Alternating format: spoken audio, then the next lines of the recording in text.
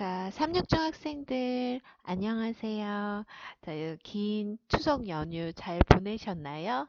이젠 추석 연휴도 끝났고 또 10월이 들어섰는데 이제 3학년 생활이 별로 얼마 남지 않았다는 아쉬움이 좀 더 와닿는 그런 10월 달이고 또 가을이 점점 더 깊어가는 느낌이 듭니다. 자, 이젠 조금 더 힘을 내서 본격적으로 열심히 더 공부를 해야 될 또 시기인 것 같아서 여러분 좀 힘내라고 좀 파이팅 하자고 말씀 전해드리고 싶고요. 오늘은 세계사 시간이고요.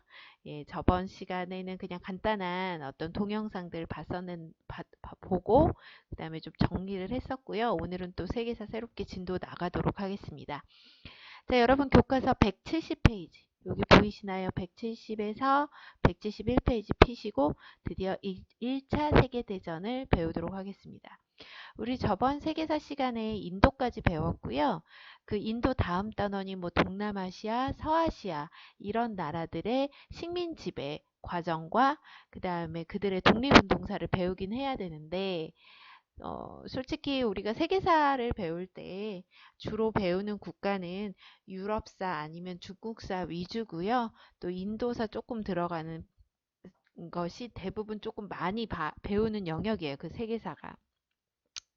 동남아시아랑 뭐 서아시아까지 제가 자세히 하려니까 우리 3학년 학생들 너무 바쁘고 힘들고 또 국영수 과목도 하느라고 지칠 텐데 조금 그 부분은 줄이고 시험 범위에서 조금 제외를 하고 진짜 세계사에 획을 그었던 사건이 1차, 2차 세계대전인데 여기를 우리가 좀 더 자세히 공부하는 게 우리 친구들이 고등학교 올라가서 또 한국사 및 세계사를 배울 때 도움이 많이 될 것 같아서 여기로 이제 넘어간 거죠. 예. 여러분 기분 좋죠?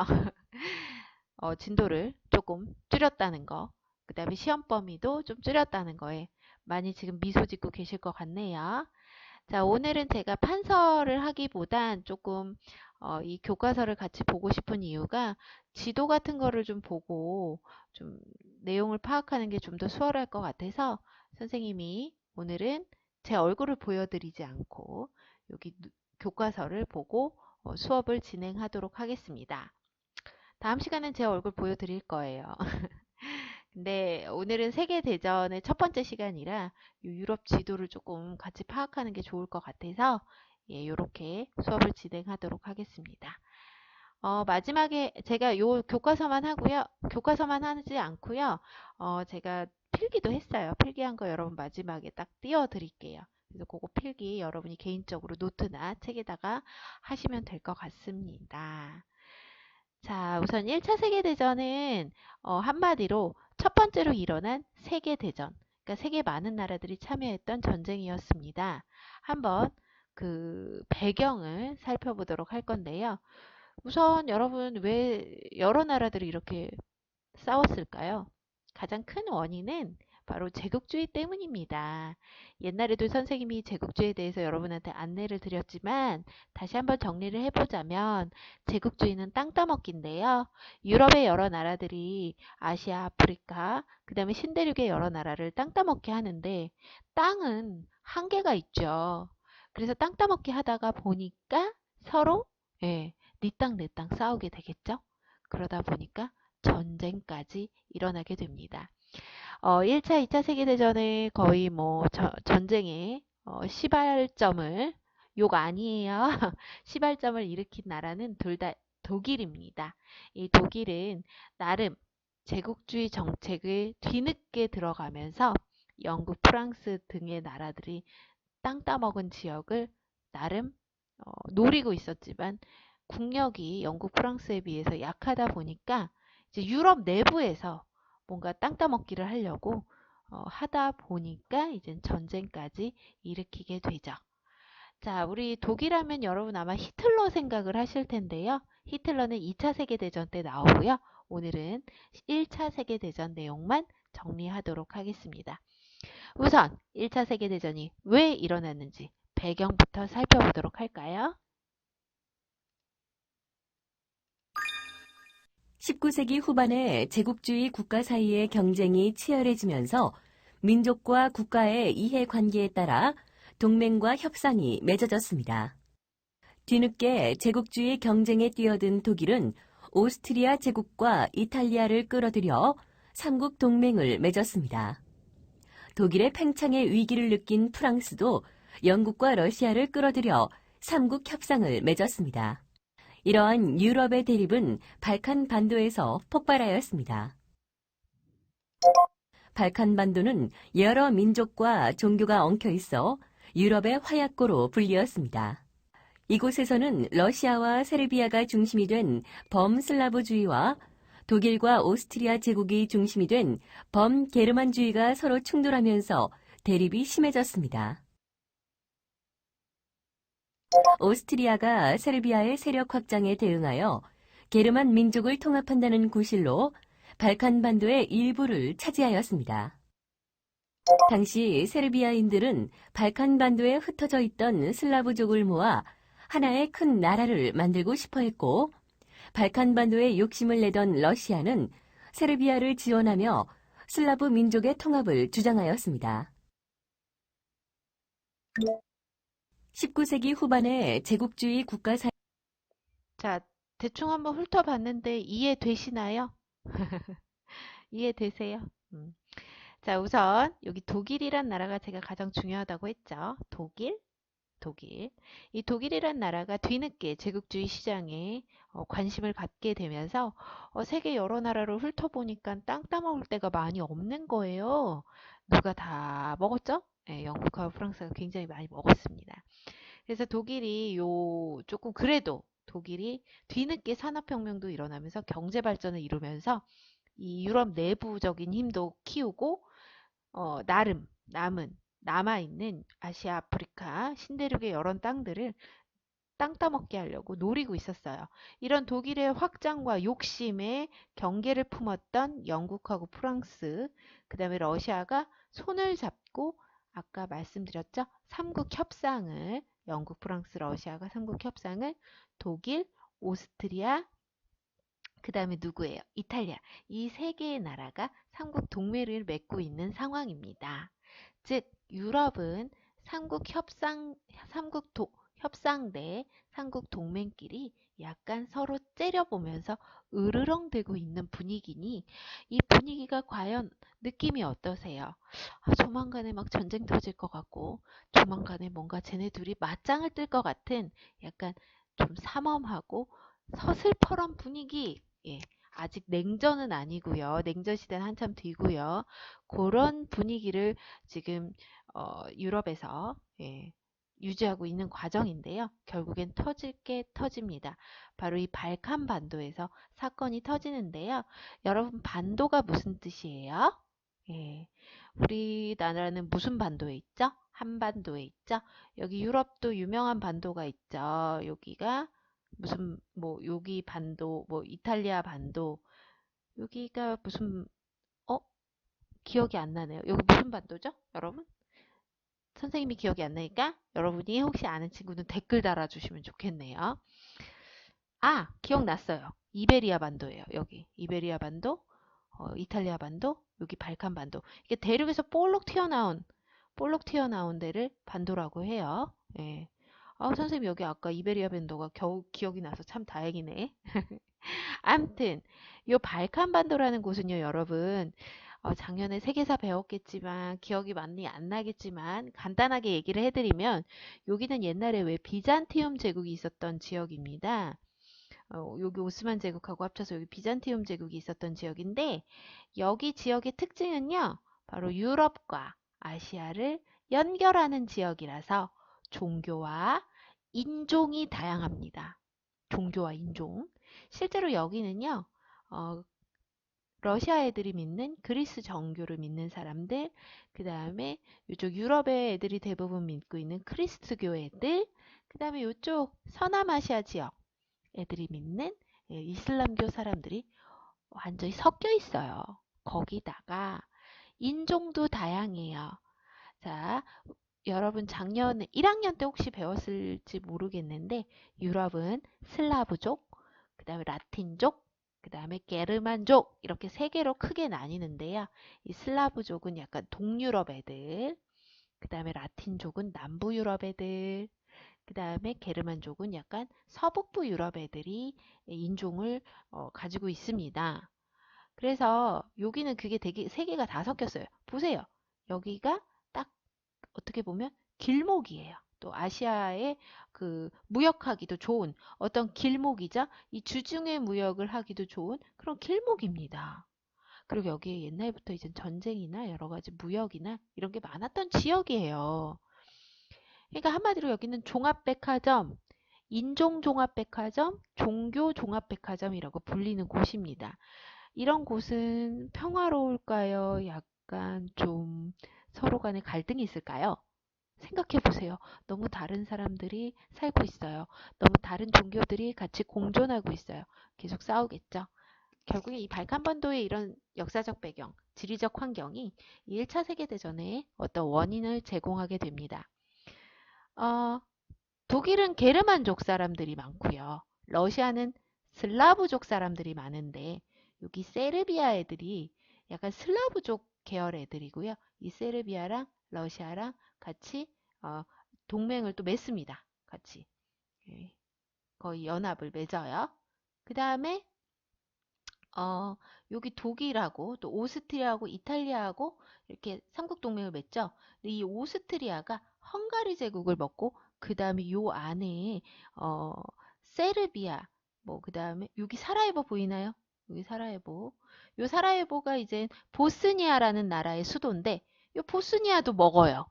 그러니까 이 오스트리아가 욕심을 부려서 자꾸 어디로 내려오고 있어요?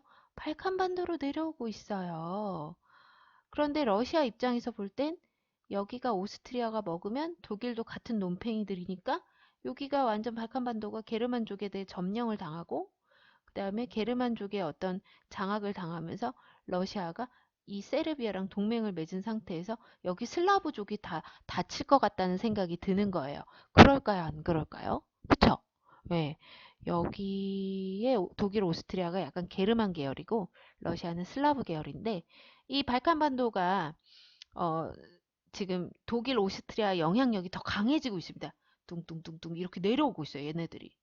그래서 세르비아 애들이 러시아 애들한테 도움을 요청하는 이런 분위기가 형성이 되고 있는 과정에서 사라예보에서 큰 사건이 일어납니다. 그래서 발칸반도가 뭐 2학년 때 세계사 공부 다 까먹었다 해도 상관없어요. 그냥 이 발칸반도가 하여튼 뭐 슬라브족, 게르만족 또 여러 민족이 섞여 있고 이 아시아 애들도 여기 계열 애들도 이쪽에 와서 살기도 했었습니다. 그다음에 종교도 굉장히 다양했다. 그래서 약간 유럽의 화약고라는 별명을 갖고 있다라고 정도만 알고 있어도 괜찮아요. 그리고 러시아 같은 경우는요. 원래부터 밑으로 내려오고 싶어 해요. 늘 밑으로 이렇게 특히 지중해 쪽. 독일도 마찬가지입니다. 밑으로 내려오고 싶어요. 이 지중해를 먹고 싶어서. 왜냐? 이 독일은 그나마 조금 낫긴 한데 바로 옆 나라가 뭐죠? 영국이죠. 무역을 할라 치면 약간 영국의 간섭이 필요하고 영국의 허락이 필요한 지역이고요. 러시아 같은 경우에는 바닷가가 저 위에 있는데 여름에는 녹지만 겨울에는 얼어있는 항구들이 많았습니다. 그래서 러시아랑 독일 같은 경우는 이 바다를 통해서 무역을 하기가 굉장히 불편했기 때문에 이 독일하고 러시아가 이 어디를 굉장히 좋아했다? 발칸반도를 좋아했다. 그래서 여기를 먹고 싶어 했다. 근데 여기 때마침 게르만하고 슬라브족들끼리 서로 으르렁대고 있다. 그걸 이용을 해서 1차 세계대전을 일으켰다. 그렇게 정리하시면 됩니다. 어렵지 않죠? 예. 뒤에 선생님 필기한 내용으로 다시 정리할 거예요. 자, 그 다음에 1차 세계대전이 터진 과정을 한번 자세하게 살펴보도록 합시다. 자, 여기 아주 쭉 이게 1차 세계대전 과정이에요. 아주 자세히 나와 있죠? 거기다가 지도까지 선생님이 필기할 수 있는 영역보다 더 넓게 아주 자세히 나와 있으니까 꼼꼼히 같이 살펴보도록 해요. 세르비아와 오스트리아 헝가리 제국은 발칸반도에서 세력 다툼을 벌이고 있었습니다. 이때 세르비아의 청년이 오스트리아 헝가리 제국의 황태자 부부를 보스니아의 사라예보에서 암살합니다. 보스니아는 독립하여 우리 세르비아와 합쳐져야 한다. 자, 아까 살짝 얘기했다시피 이 오스트리아 헝가리 제국이 보스니아 지역도 점령하게 됩니다. 그 보스니아 지역의 수도가 사라예보라는 도시가 있었어요. 이 사라예보라는 도시에 오스트리아 헝가리 제국의 황태자, 즉 왕의 아들 며느리 부부가 사라예보에서 가든 행렬을 합니다. 자기네들이 이젠 황제라 이거죠. 차후 황제다. 나중에 황제가 될 거니 인사하러 온 거죠. 그리고 내가 너희들을 점령했다. 이런 식으로 이제 가든 행사를 하려고 막 손을 흔들면서, 그거 알죠? 유명한 사람들 길 지나가면 왜 옆에서 꽃 이렇게 막 흔들면서 하는 거. 그러는 과정에서 그 보스니아 밑에 세르비아라는 나라가 이 오스트리아 헝가리 제국이 보스니아까지 먹었으니까 이제 밑으로 내려오는 거는 시간 문제죠. 그러니까 아무래도 세르비아 불안하죠? 거기다가 세르비아는 슬라브족이 더 많은 민족이에요. 나라예요. 그러니까 세르비아 청년이 오스트리아 헝가리 제국의 황태자 부부를 길, 그 가든 행령하는 과정에서 빵! 하고 암살합니다. 그 자리에서. 그래서 그때 당시에 청년이 그 자리에서 잡힙니다. 그런 사진이에요, 여기가. 잡히는 사진. 그러면 당연히 여러분 상식적으로 생각해 보세요. 우선 누구랑 싸워야 돼요? 이 사건으로. 그렇죠. 오스트리아랑 세르비아랑 싸워야 돼요. 근데 오스트리아랑 세르비아랑 싸워야 되는데 오스트리아 뒤에 누가 있어요? 독일이라는 나라가 둘이 아주 형제의 관계를 맺고 돈독한 사이고, 세르비아는 이미 누구랑 관계를 잘 맺고 있었죠? 러시아랑 관계를 맺고 있었죠? 그래서 오스트리아, 세르비아만의 전쟁이 아니라 독일도 이 전쟁에 가담하고 러시아도 이 전쟁에 가담하고, 그러다 보니까 러시아와 삼국 협상을 맺은 영국도 가담하고 프랑스도 가담하고, 그럼 독일하고 오스트리아랑 삼국 동맹을 하지 이탈리아도 가담하고 불가리아도 가담하고 오스만 제국도 가담하고 다 가담해요. 나중에 일본과 중국도 가담하고, 그 다음에 미국도 여기에 같이 전쟁에 가담하게 됩니다. 자, 그건 이제 더 자세히 뒤에서 알아보도록 하겠어요. 가장 중요한 건 이 사라예보 사건에 대한 내용이었어요. 정리됐죠? 예. 자, 그 다음에 한번 또 살펴볼까요? 사라예보 사건을 계기로 오스트리아 헝가리 제국은 세르비아에 선전포고를 합니다. 이에 오스트리아 헝가리 제국의 동맹인 독일과 세르비아의 동맹인 러시아가 서로 선전포고를 하며 제1차 세계대전이 발발합니다. 이후 동맹에는 불가리아와 오스만 제국이, 연합국에는 프랑스와 영국, 일본과 중국, 삼국 동맹을 탈퇴한 이탈리아가 가담합니다. 또한 각국의 식민지인까지 전쟁에 동원되며 전쟁의 범위는 점차 확대됩니다. 자, 여기는 이제 동맹국입니다. 근데 여기서 질문이 들어와야 돼요. 어머, 선생님! 동맹국은 이탈리아가 있는데 이탈리아는 왜 지금 보세요. 연합국이에요. 왜 그럴까? 예. 이탈리아가 오스트리아랑 이렇게 베네치아라는 땅 갖고 싸웠었어요.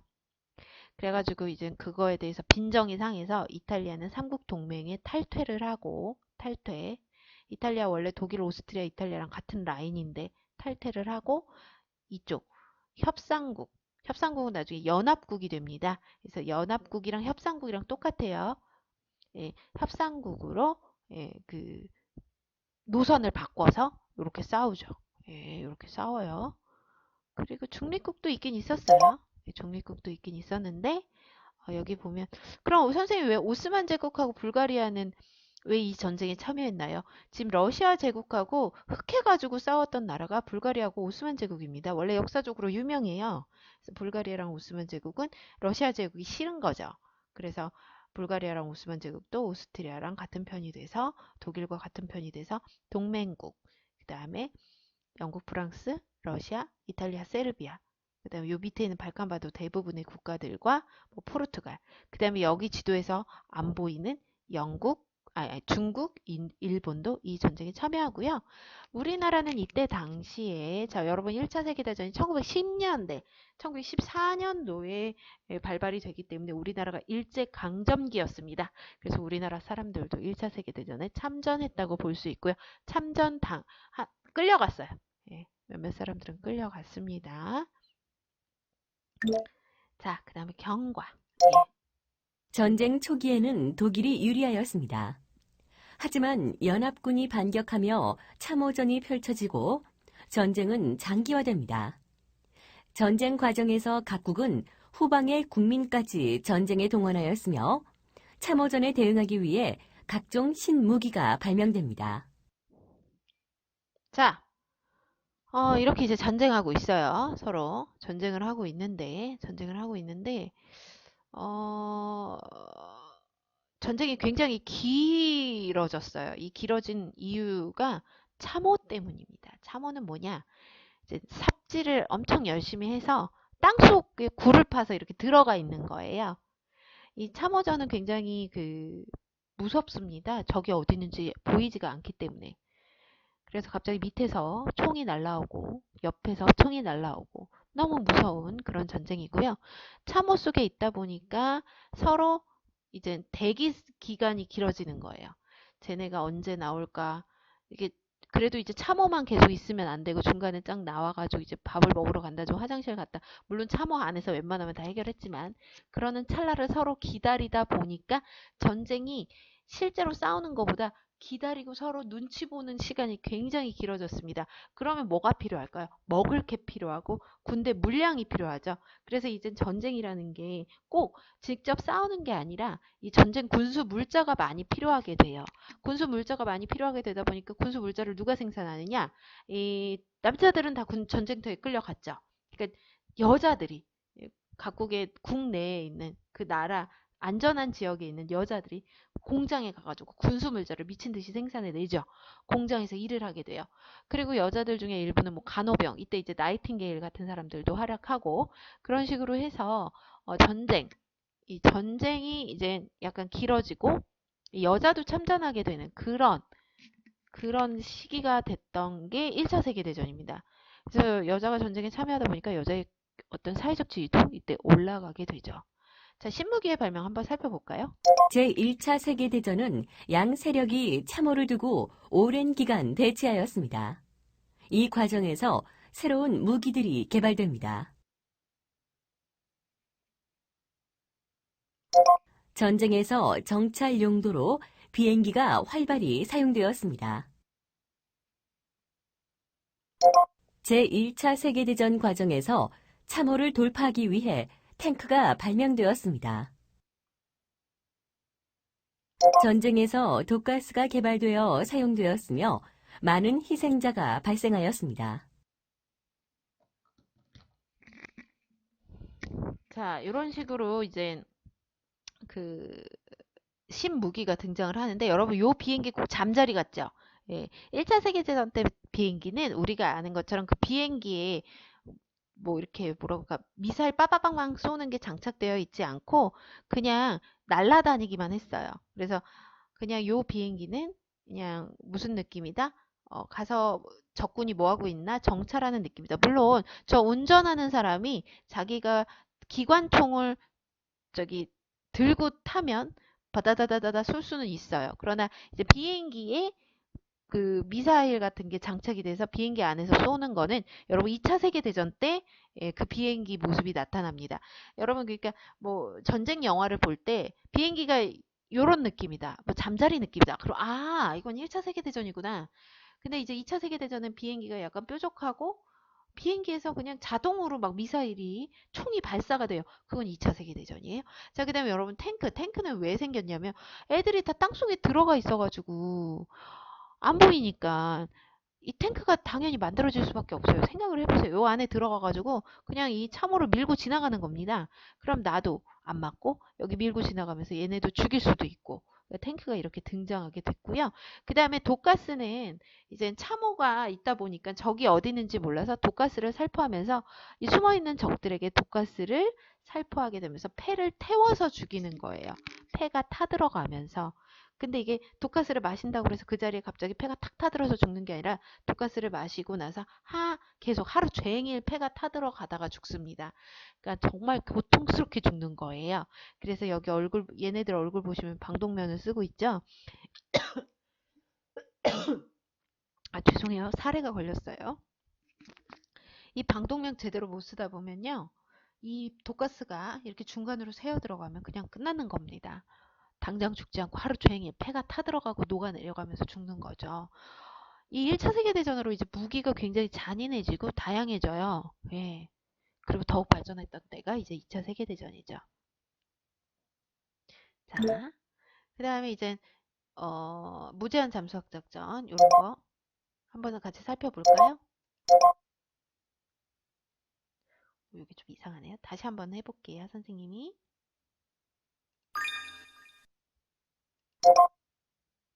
독일은 연합군의 공격으로 해전에서 크게 불리해졌습니다.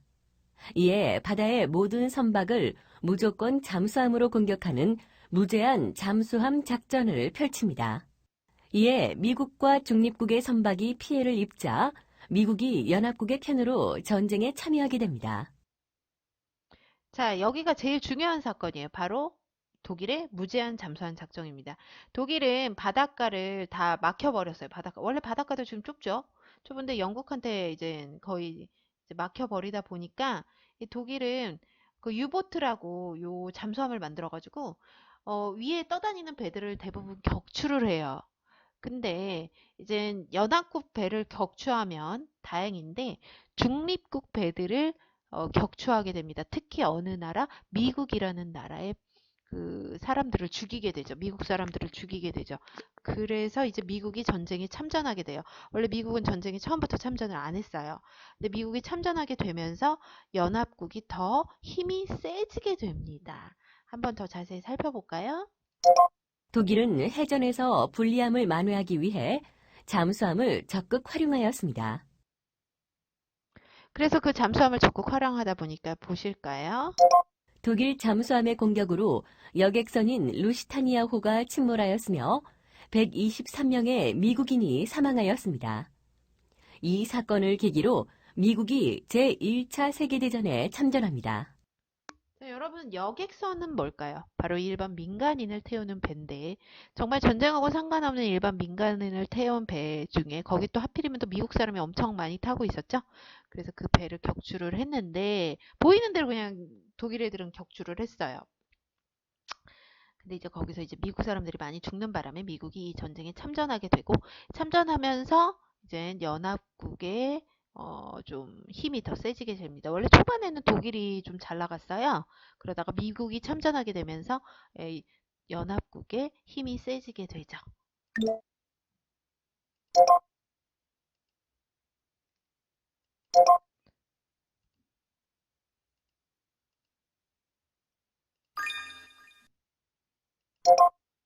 한편 러시아에서는 혁명이 일어나 독일과 강화 조약을 맺습니다.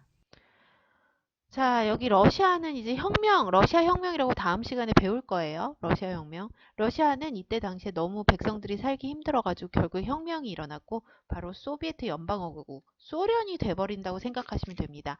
그러면서 전쟁에서 발을 빼요. 물론 처음부터 발을 빼진 않고 전쟁을 계속 참여하다가 나중에 전쟁에서 발을 빼는데 어찌 됐던 러시아는 이때 당시에 백성들이 이 전쟁 때문에 너무 배고프고 힘들어서 폭동을 일으키고 혁명을 일으켜서 바로 러시아란 나라가 소련으로 바뀌게 됩니다. 그래서 이때 전쟁에 빠진다고 하죠. 그래서 러시아랑 독일이 서로 약속을 해요. 예, 서로 쳐들어가지 말고 공격하지 말자라고 그래서 러시아 독일 강화조약. 그래가지고 서로 선을 이렇게 긋고 서로 전쟁하지 말고 우리는 전쟁에서 빠지겠다. 이런 느낌이죠. 예. 원래 독일하고 러시아 때문에 이 1차 세계대전이 거의 불붙듯 일어났다고 보시면 되는데 러시아가 중간에 빠지게 됩니다. 러시아와의 강화 이후 독일은 총공격을 펼치지만 실패합니다.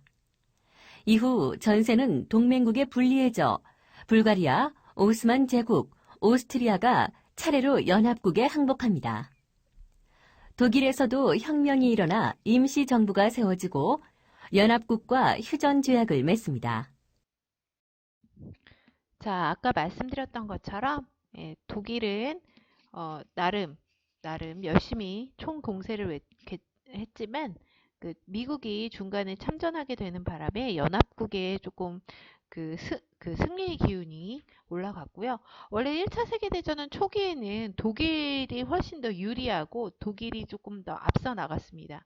그렇지만 이 무제한 잠수함 작전 이후 미국이 참전하게 되면서 이 연합국 쪽에 승리의 기운이 이제 넘어가면서 결국에는 뭐 오스트리아, 헝가리 제국, 불가리아, 오스만 제국 여러 나라들이 이제 항복을 하게 됐고 독일에서도 자체적으로 혁명이 일어나면서 연합국과 휴전 조약을 맺게 됩니다.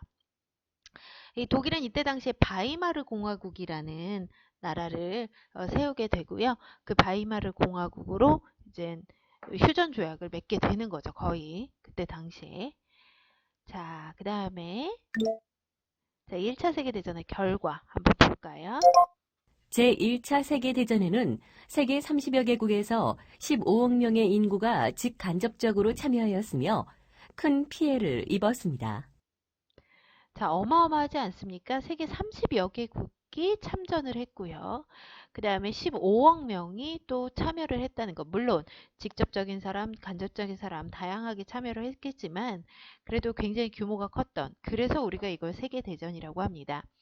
우리나라도 이때 참전을 했다고 볼 수 있습니다. 아까 말씀드렸던 것처럼 일본이 참전을 했기 때문에 일본의 식민지였던 우리나라 사람들도 끌려가기도 했었고요. 여기서 보니까 제일 많이 좀 피해를 받은 나라가 당연히 독일하고 러시아고요. 이제 오스트리아, 헝가리 제국도 있고 프랑스도 피해를 많이 받았네요. 여기서 이제 죄 없는 민간인이나 또 군인들도 솔직히 본인들이 전쟁을 원해서 한 건 아닐 거예요. 그쵸? 전쟁은 정말 군인들이 원한 게 아니라 군인들, 일반 사람들은 그냥 어쩔 수 없이 국가가 부르니까 끌려간 건데 대부분 죽음으로써 자기의 인생을 마감하게 되면서 많이 좀 슬프지 않나 우리가. 또 이런 전쟁의 역사를 우리는 겪어보지 못하지 않았습니까? 선생님도 전쟁 겪어보지 못했고 여러분도 전쟁 겪어보지 못했잖아요. 전쟁을 치르신 우리 할머니, 할아버지 세대들도 지금 많이 돌아가셨는데 그들의 아픔과 그들의 역사를 좀 공감하는 그런 어, 사람이 우리가 됐으면 좋겠어요. 그래야 다시는 이런 전쟁의 아픔이 음, 다시는 오지 않겠죠. 우리가 그렇게 공감하고 깊이 교훈을 얻는다면, 그쵸? 예. 자, 이렇게 해서 1차 세계대전 한번 정리해 봤고요. 여러분, 여기 주제탐구가 숙제예요. 주제탐구가 숙제인데 한번 제가 간단하게 정리를 해드릴게요. 요 가그림은 신병 모집 포스터인데 여기 보면은 이제 너를 원한다. 너 와라. 뭐 이런 거. 너가 와야 된다. 뭐 전쟁에 참여해라. 뭐 이런 뜻인데 워낙 이 1차 세계대전이 규모도 크고 기간도 길고 하니까 사람이 너무 많이 부족한 거예요. 그래서 병사를 모집하는 이런 포스터들이 굉장히 많았고요. 그 다음에 간호사 동원 포스터. 아까 제가 나이팅게일 얘기를 했죠. 나이팅게일은 1차 세계대전 전 사람, 1차 세계대전 시작하기 전에 돌아가셨는데 뭐 러시아의 크림 전쟁 이런 전쟁에 활약을 많이 하셨던 간호사셨습니다. 근데 점점 이제 여자도 이 전쟁에 참여하는 분위기가 되다 보니까 이제 1차 세계대전 때는 좀 더 많은 여자 간호사들이 이제 전쟁에 참여하게 되는 과정이고, 그 다음에 여기 보면은 여자들이 직접 싸우지는 않아도 폭탄 공장에서 일하게 됩니다.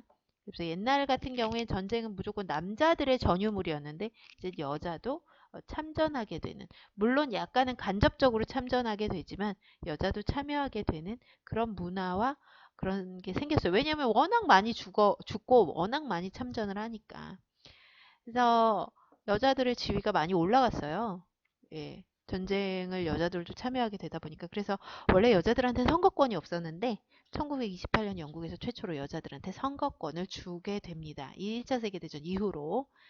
예. 그래서 그런 역사적 의의도 좀 알아두시기 바래요. 자, 그 다음에 선생님이 필기한 거 한번 같이 살펴볼까요?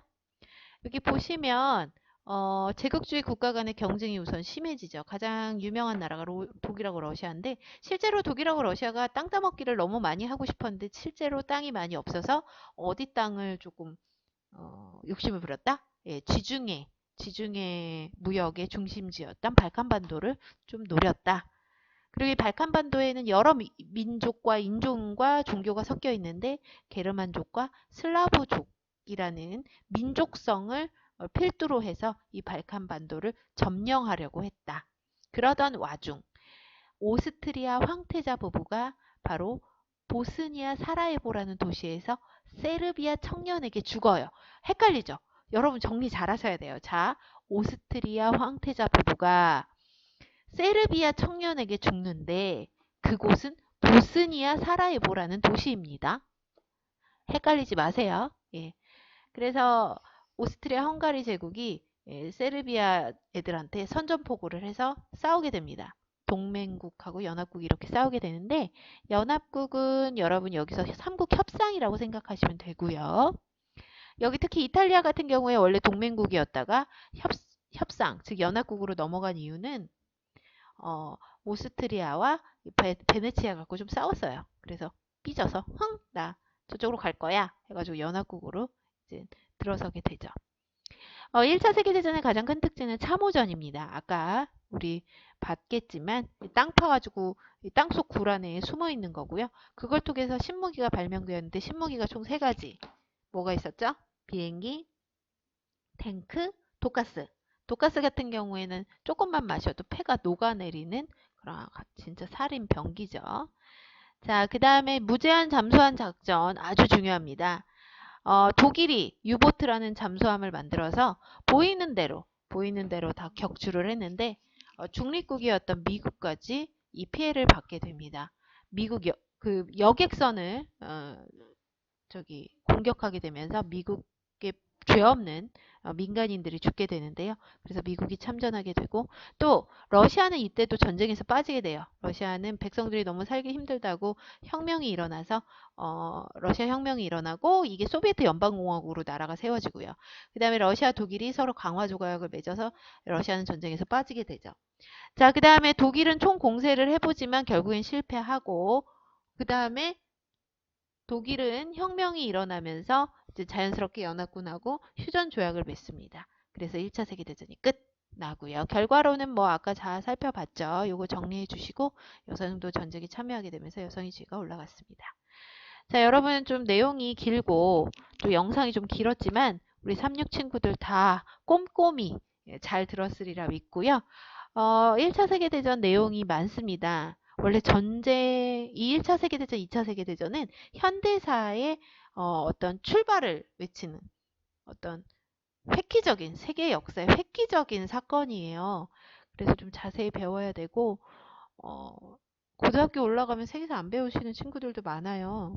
근데 우리가 공부를 하는 이유가 꼭 수능 공부를 위해 아니면 대학 진학을 위해서 배우는 게 아니라 우리가 인간으로서의 삶을 살아가면서 또 이 지구촌화 세계화 시대에 이 세계의 역사를 좀 알아야 우리가 좀 더 발전된 인간다운 문명사회를 이끌어가지 않을까 싶어서 정말 즐거운 마음 그리고 우리가 알아야 되는 책임 어린 마음으로 역사 수업을 늘 함께 참여해 주시길